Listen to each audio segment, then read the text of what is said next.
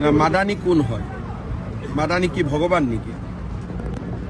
তো মাদানীর বাহাদুরি কংগ্রেস থাকিলে চলে, বিজেপি থাকিলে মাদানী ফাদানীর একো বাহাদুরি নাই। তেখেতে গ্ৰেপ্তাৰ কৰা দাবী উত্থাপন কৰিছে।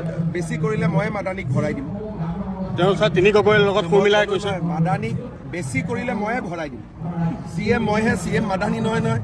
মই মাদানী ফাদানীক কালি উচ্ছেদৰ জেগাত গৈছে 7জনীয়া দল এটা গৈ তাত প্ৰতিবাদ কৰিছে। চাই আহক উচ্ছেদ কৰি মাটি দখল কৰিলে কিমান বেয়া হ'ব পাৰে তেওঁ নিজে চাই আহিছে না কালি। গতিকে বেলেগক আৰু নকয় যে মাটি দখল কৰ বুলি, কাৰণ এই মানুহবিলাকে চালেহে সিহঁতি কঁপিব যে বিজেপি কেনেকুৱা হয়, যে বিজেপিয়ে যে কাকো ভয় নকৰে। অচিনাকি মানুহ ফৰেষ্টত ভিজিআৰ পিজিআৰত থাকিলে এভিকশ্যন হ'বই। পাথাৰকান্দিত এভিকশ্যনৰ সম্ভাৱনা আছে। পাথাৰকান্দি বুলিতে নহয়, বৰাক ভেলীতো এভিকশ্যন হ'ব।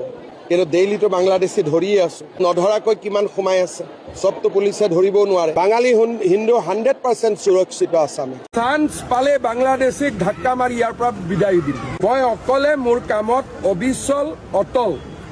এতিয়াও এভিকশ্যন হ'ব, ইলেকশ্যনৰ পিছত বিজেপি চৰকাৰ হ'ব, এভিকশ্যন চলিব। চান্স পালে বাংলাদেশীক ধাক্কা মাৰি ইয়াৰ পৰা বিদায় দিম। মই অকলে মোৰ কামত অবিচল অটল। এতিয়াও এভিকশ্যন হ'ব, ইলেকশ্যনৰ পিছত বিজেপি চৰকাৰ হ'ব, এভিকশ্যন চলিব। চান্স পালে বাংলাদেশীক ধাক্কা মাৰি ইয়াৰ পৰা বিদায় দিম। হিমন্ত বিশ্ব শৰ্মা ছাৰে কোনোদিনও ম্যাদ কৰা নাই, কনপঞ্জবি কৰা নাই। সি যি কৰিছে ভালে কৰিছে। আমাৰ গাঁৱত সোমালে প্ৰত্যেক ঘৰে ঘৰে ঘৰ পাব, অৰুণোদয় দিছে, চাকৰি দিছে। সি বিজেপিৰ হৈ যিমান মাইনৰিটিৰ কাম কৰিছে কোনো মিনিষ্টাৰে কৰা নাই। এইটো মিছা কথা নহয়, আমি চাই আছো। যিমান চাকৰি দিছে মাইনৰিটি, কোনো MLA দিয়া নাই, কোনো মন্ত্ৰীয়ে দিয়া নাই, কোনো মিনিষ্টাৰে দিয়া নাই।